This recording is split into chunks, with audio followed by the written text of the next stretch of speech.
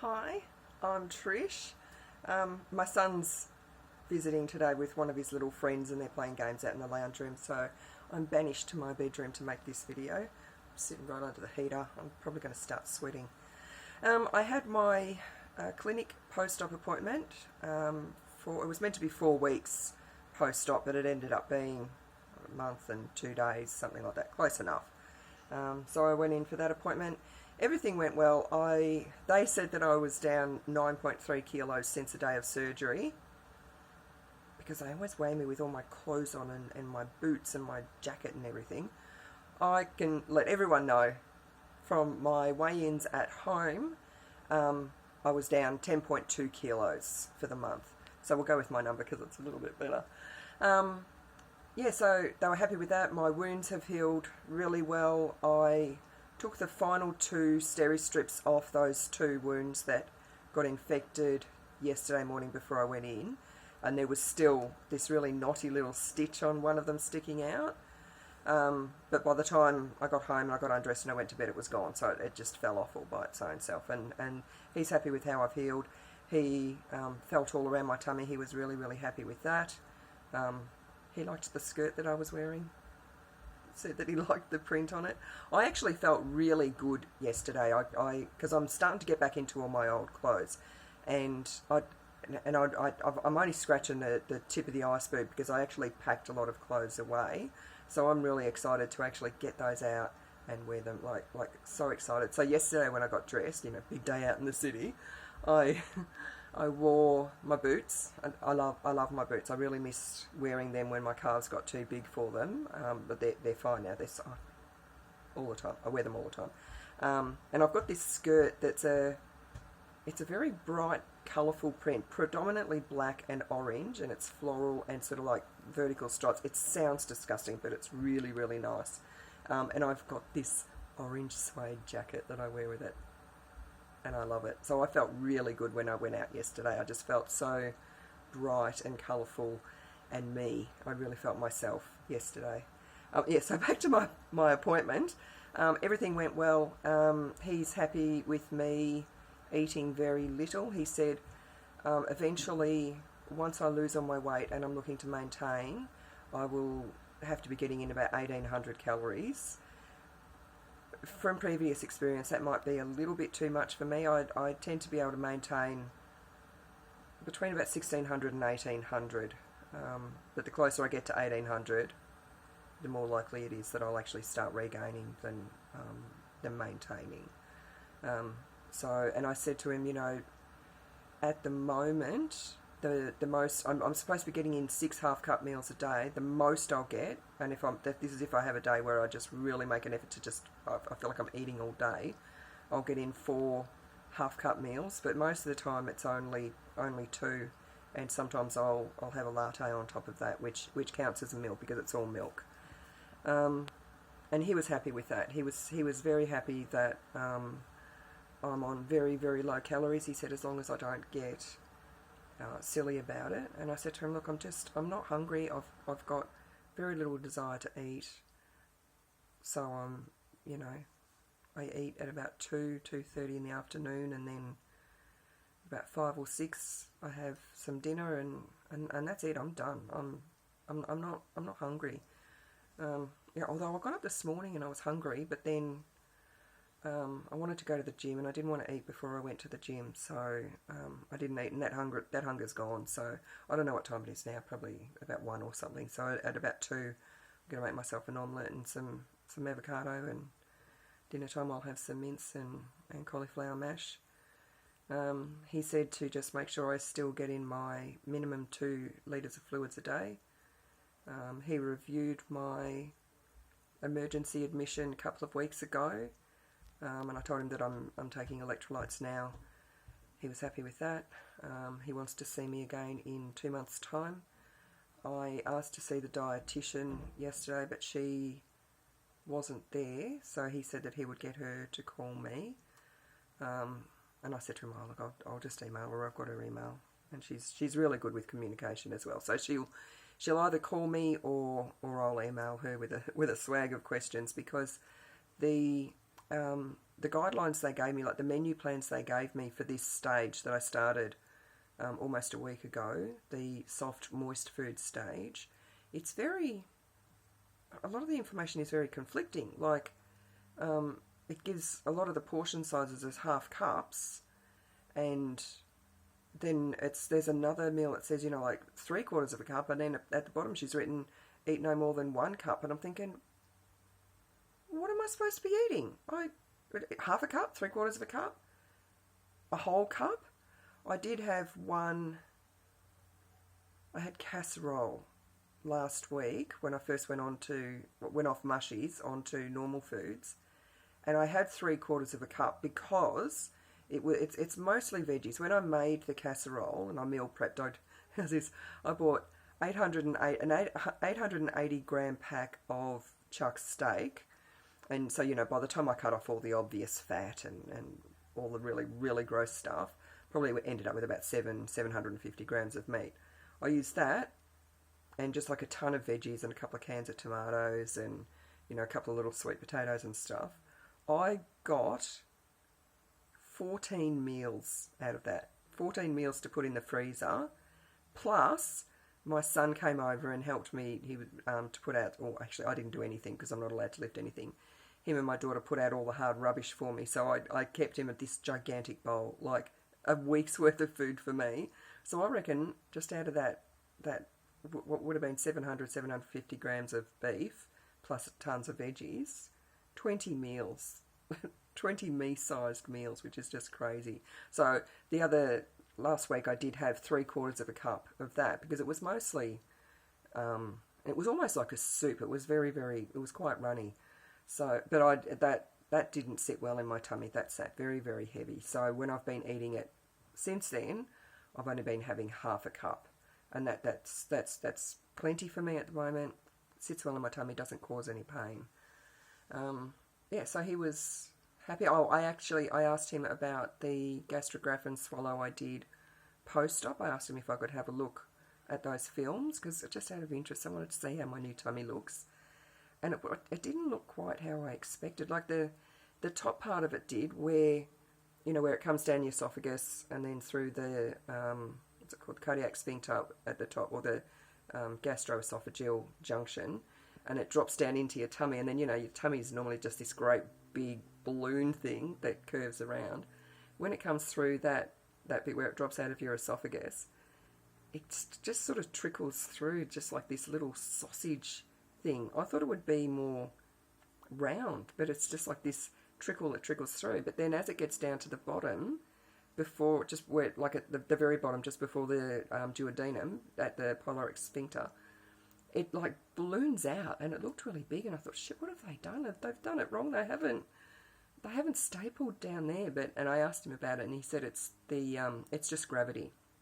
It's just gravity, and your stomach does still stretch out a little bit, and because that's where the gravity was and where it was going through. Because that pyloric sphincter, it's not just this open hole. It opens like rhythmically to let bits of food through at a time.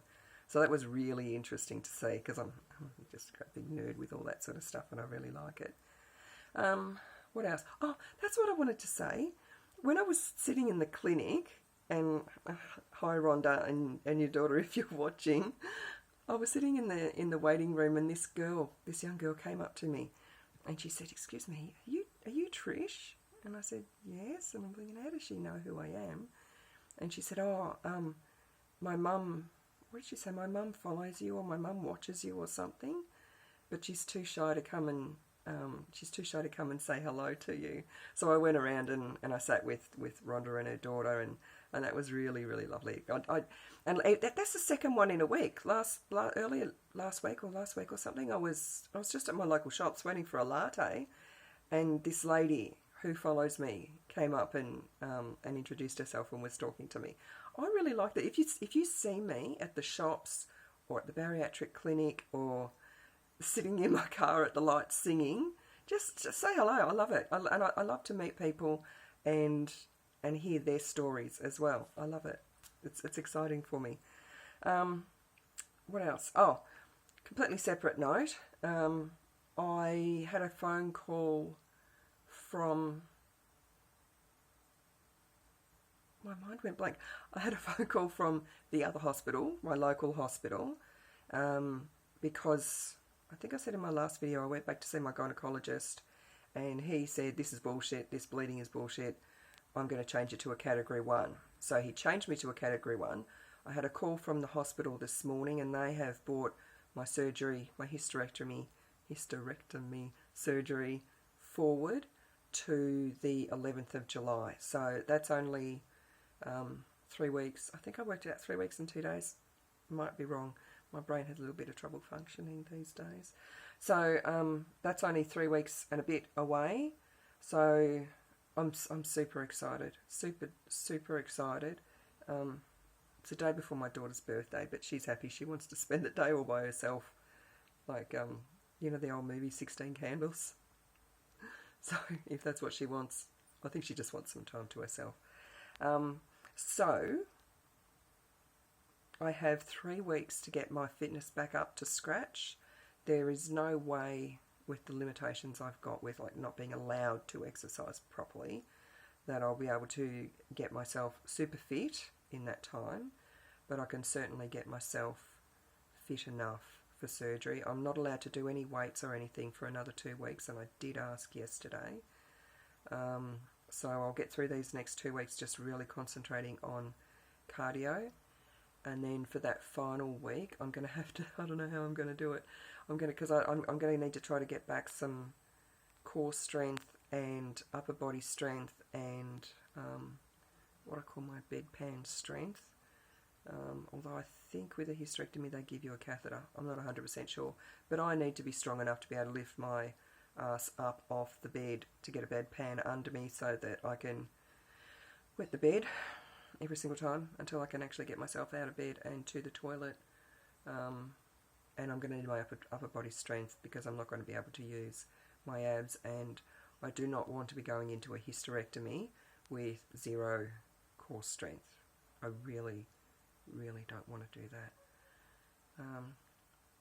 So that's really exciting for me because I've been bleeding now predominantly since the beginning of May. For the first, and it's the 18th. I think it's the 18th of June today. Add that up. Add up how many weeks I have been. It's not even a period anymore. And I've said it before. I'm just bleeding to death. For the first couple of weeks, it was just sort of spotting on and off. It's like I'd have a day where I didn't bleed, and then a day where I'd spot, and then a day where I didn't bleed, and whatever. And about a week or so ago, it went back to that for a little while. But now I'm just it's not sort of spotting every now and then. It's spotting all the time and bleeding sometimes again quite heavily. So this can't come soon enough.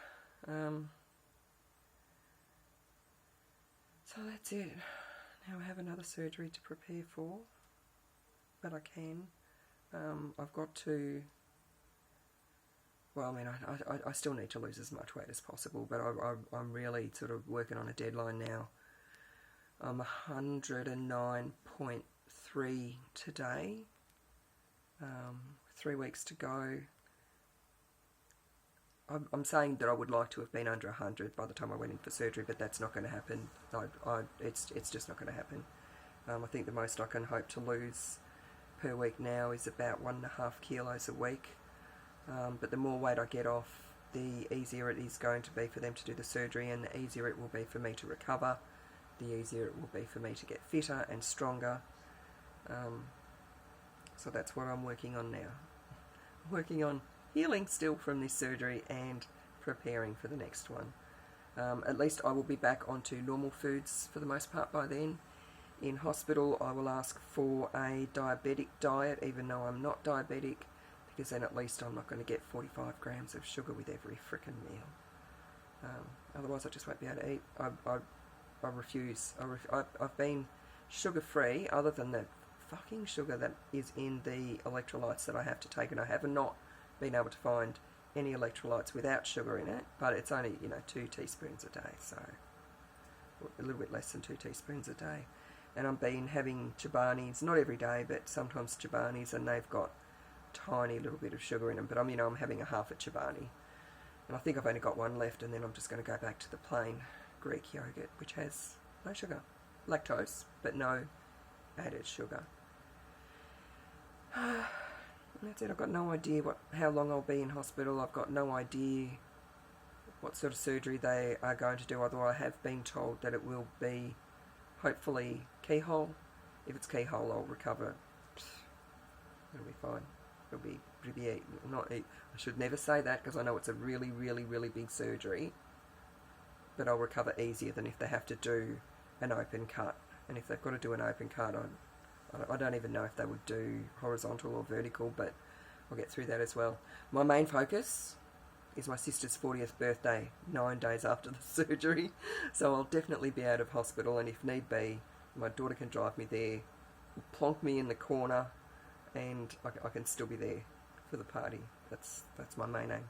That's my goal, to get to my sister's 40th, and it's a 70s themed party, and I'm not telling anyone what I'm dressing up as. I'm not going to tell anyone, but it's going to be phenomenal. I'm so excited.